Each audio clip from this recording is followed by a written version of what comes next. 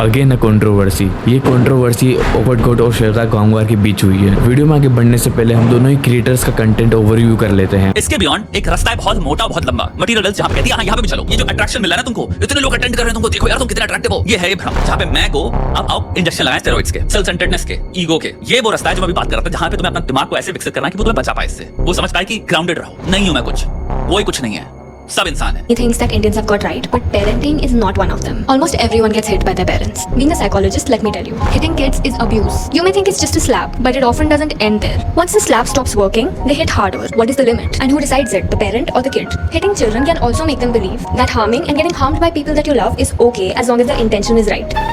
Hitting children does not make them respect you. It makes them feel scared of you. Look, I know that bringing up a child is hard. It's frustrating. But there are better ways than violence. Tell me, would you hit an adult? Why wouldn't you? Because you respect them. Kids also deserve that respect. Okay, तो बात शुरू होती है कुछ महीने पहले जहाँ ओकट गोट अपने चैनल के ऊपर अतुल सुभाष के केस के ऊपर एक वीडियो अपलोड करती है। इस केस में अतुल सुभाष की वाइफ अतुल सुभाष के ऊपर 10 से ज़्यादा फेक केस फाइल करती है और करोड़ों की एलिमनी डिमांड करती है और उसके साथ साथ 80,000 का मेंटेनेंस भी डिमांड करती है, जबकि वो खुद मंथली कुछ 1.5 लाख अर्न कर रही होती है। और ये सब के चलते हुए अतुल सुभाष अपनी वाइफ से हैरेस होते और मेंटली टॉर्चर होते और ये सब के दौरान वो अपनी जान भी खो देते हैं। जैसे ये न्यूज़ बाहर आती तो सब लोग अतुल सुभाष को सपोर्ट करने लग जाते हैं और उसे एम्पैथी देने लग जाते हैं। और ओकट गोट अतुल सुभाष के इसके ऊपर एक वीडियो बनाती है और कहती है कि सब लोग फेमिनिस्ट को डिस्क्रिमिनेट क्यों कर रहे हो, सब लोग एक औरत के ऊपर ही क्यों उंगली उठा रहे हो। मतलब मेंटली टॉर्चर हुआ है, उसके साथ कितना हरेसमेंट हुआ है और उसके साथ उसके ऊपर कितने सारे झूठे केसेस लगे और वो सबके बीच में अपनी जान खो देता है। तो लोग उसे सपोर्ट क्यों नहीं करेंगे, उसको एम्पैथी क्यों नहीं देंगे, जबकि उसकी जो वाइफ है उसके ऊपर झूठे केस फाइल कर रही है और एनुअल भी डिमांड कर रही है और वो कम से कम 1.5 लाख मंथली अर्न कर रही है। तो उसको क्या ज़रूरत है एलिमनी की, मेंटेनेंस की। फेमिनिस्ट का मतलब ये होता है कि मैन और फीमेल को इक्वल रखना, इक्वल अपॉर्चुनिटी देना और इक्वली ट्रीट करना या फिर इक्वली राइट्स देना। एनीवेज, श्वेता भाई अपने चैनल के ऊपर ओकट गोट के इसी वीडियो के ऊपर अपना ओपिनियन शेयर करते हैं और रिएक्ट करते हैं बिना किसी पर्सनल हेट के।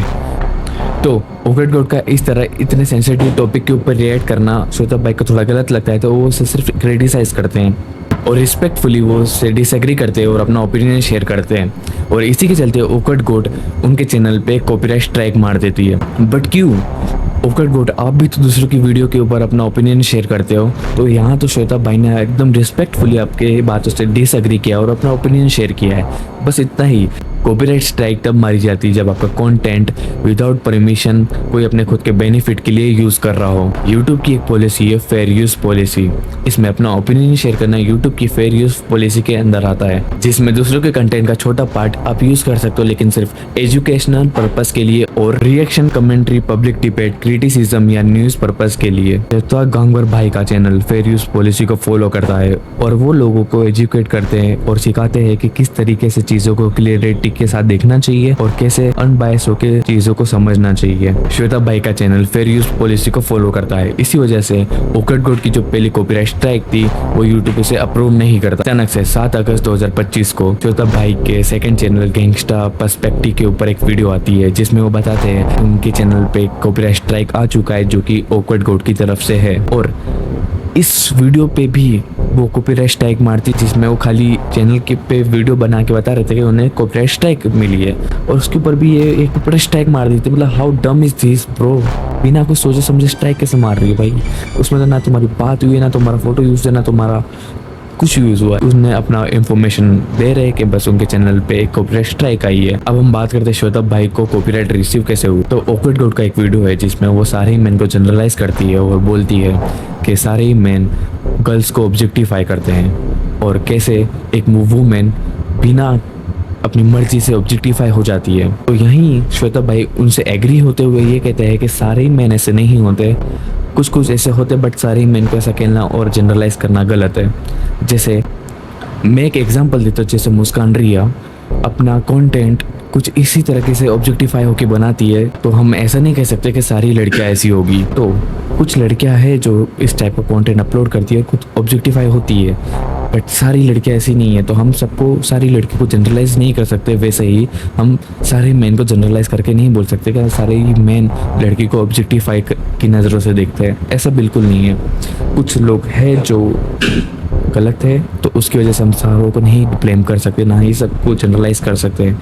बस श्वेता भाई का मतलब यही था कहने का, आप उन्हें क्यों कॉपीराइट मार रहे हो, यहाँ आपको समझना चाहिए, बल्कि आप उसने कॉपीराइट मार रहे हो। आप खुद लोगों की वीडियो के ऊपर रिएक्ट करते हो और अपना ओपिनियन देते हो, बट जब कोई आपकी वीडियो के ऊपर रिएक्ट करता है और वो ओपिनियन देता है और जहाँ आप गलत हो उसे क्रिटिसाइज करता है और आपको सुधारता है, तो वहाँ आप चिढ़ जाते हो और उसे कॉपीराइट स्ट्राइक मार देते हो। सो आई डोंट थिंक सो कि साइकोलॉजी और थेरेपिस्ट कुछ इस तरह का बर्ताव करते हैं। बट अचानक से श्वेता भाई के चैनल के ऊपर सडनली मल्टीपल स्ट्राइक्स आ जाती है, जबकि उनका चैनल फेयर यूज़ को फॉलो करता है, उसके बावजूद भी उनके चैनल के ऊपर मल्टीपल स्ट्राइक्स आ जाती है। यहाँ यूट्यूब की गलती, बिकॉज श्वेता भाई का जो चैनल है वो फेयर यूज़ पॉलिसी को फॉलो करता है, फिर भी उन्हें मल्टीपल कॉपीराइट स्ट्राइक मिल चुकी है। तो ऐसा सेम केस ANI वाले में भी हुआ था, जहाँ ANI न्यूज़ कंपनी जो मल्टीपल क्रिएटर्स को कॉपीराइट स्ट्राइक मार देती है, वो भी सिर्फ इसलिए क्योंकि ये जो न्यूज़ है उनका 2 या फिर 5 सेकंड की जो क्लिप्स यूज़ करी गई है, सिर्फ इसके लिए एक कॉपीराइट स्ट्राइक मार देती है और यूट्यूब कुछ भी नहीं करता। जबकि उन सारे यूट्यूबर्स की जो भी वीडियोस थी वो सारी फेयर पॉलिसी को फॉलो करती थी, फिर भी तो यूट्यूब को इसे जल्द से जल्द सुधार लेना चाहिए और जो भी ये हो रहा है इसे रोकना चाहिए, बिकॉज काफ़ी ज़्यादा क्रिएटर्स है जो इससे सफ़र कर रहे हैं और बहुत ही ज़्यादा करियर में डाउनफॉल और डैमेज फेस करना पड़ रहा है। और यूट्यूब में अगर किसी भी क्रिएटर को 3 से ज़्यादा कॉपीराइट स्ट्राइक मिलती है तो उसके जितने भी चैनल यूट्यूब पे एग्जिस्ट करते हैं उन सारे चैनल को परमानेंटली डिलीट कर दिया जाता है और उस क्रिएटर को हमेशा के लिए लाइफ टाइम यूट्यूब से बैन कर दिया जाता है। और ये चीज़ काफ़ी ज़्यादा फ्रस्ट्रेटिंग और डिस्टर्बिंग और डिप्रेशन दे देने वाली चीज़ है क्रिएटर के लिए। हम सबको पता है यूट्यूब एक बहुत बड़ा प्लेटफॉर्म है और यहाँ काफ़ी ज़्यादा लोग अपने चैनल्स बनाते हैं और काफ़ी ज़्यादा अपनी वीडियोस अपलोड करते हैं, तो उनके ऊपर जितने भी कॉपीराइट स्ट्राइक, इन सबको मैनुअली चेक करना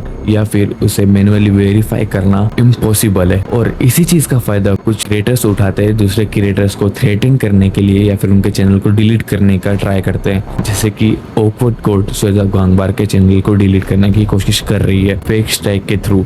अब हम वापस बात कर लेते हैं हमारे ऑकवर्ड गोट के बारे में। ऑकवर्ड गोट कुछ महीने पहले एक यूट्यूबर को रेपिस्ट बोलती है। अजय भैरव की रील या शॉर्ट पे ऑकवर्ड गोट रिएक्ट करती है और अजय भैरव की रील या शॉर्ट में स्टोरी ये थी कि एक लड़की अपने पास्ट के बारे में बता रही होती है एक लड़के को रिलेशनशिप में आने के लिए। उसके पास्ट में कई सारे रिलेशनशिप रह चुके, विच मीन्स उसके कई सारे एक्स रह चुके हैं और उसी के साथ ही साथ ध्यान देना, उसी के साथ ही साथ उसके फ्रेंड्स विद बेनिफिट्स भी कई रह चुके हैं। और यही चीज सुन के वो जो लड़का है वो ये सुनते ही उसके कई सारे फ्रेंड विद बेनिफिट्स भी रह चुके हैं, वो ये सुन के उसे कहता है I am not okay with this and वो उठकर चला जाता है। तो ये चीज के ऊपर ऑकवर्ड गोट रिएक्ट करके बोलती है कि ये लड़का पोटेंशियल रेपिस्ट है, कुछ भी बोलेगी क्या तू, और ये खुद को मैच्योर वुमेन और थेरेपिस्ट बताती है। अभी मैं आपको उसकी कमेंट की बहुत सारे स्क्रीनशॉट शेयर करता हूँ। मतलब इस तरीके के कमेंट करना और लोगों को गाली बकना, बिना बात के कॉपीराइट स्ट्राइक मारना, लोगों के चैनल डिलीट करना और ये लोगों को रैपिस्ट भी बोल देती है। और ये फेमिनिज्म के नाम पे पता नहीं क्या कर रही है। फेमिनिज्म का मतलब ये होता है कि मैन और वीमेन को एक ही इक्वल लेवल पे लाना। वो अपॉर्चुनिटी की बात हो गई, वो इक्वल राइट्स की बात हुई, उन सब मतलब कंपैरिजन नहीं होना चाहिए, दोनों को इक्वल रहना चाहिए। फीमेल्स को भी राइट उतने मिलने चाहिए जितने मैन को मिल रहा है। फेमिनिज्म का मतलब ये होता है, बट ये तो कुछ और ही कर रही है। तो ये है तुम्हारी मैच्योर वुमेन और ये खुद को थेरेपिस्ट बताती है। मतलब क्या बोलना है। और कुछ लोग जो कम एज वाले हैं या फिर जिनकी क्रिटिकल थिंकिंग लेवल कम है, जैसे कि 10 से 15 साल की जो ऑडियंस होगी, जो भी लड़का लड़की है, उनमें ज़्यादा क्रिटिकल थिंकिंग नहीं होती है। वो इस टाइप के कंटेंट को देख के उसे सही मान लेते हैं, जो कि ऑकवर्ड गोट का कंटेंट बहुत ही ज़्यादा ऐसे बच्चों को गलत वे में उनके दिमाग में फीड हो रहा होता है और वो इसी तरीके से अपनी थिंकिंग बना लेते हैं। प्लीज़ ऐसे सब कंटेंट बनाना बंद कर दो, या फिर अभी भी आपके पास टाइम है, अभी भी आप अच्छे कंटेंट की तरफ शिफ्ट हो सकते हो। श्वेता गांगवार के चैनल पे आपने जितने भी कॉपीराइट स्ट्राइक मारी उसे वापस ले लो, और ऑफ कोर्स ग्लोकस भाई के चैनल पे भी जितने भी आपने कॉपीराइट स्ट्राइक मारी उसे वापस ले लो। इस वीडियो में इतना ही। चैनल को सब्सक्राइब कर लेना फॉर नेक्स्ट वीडियो।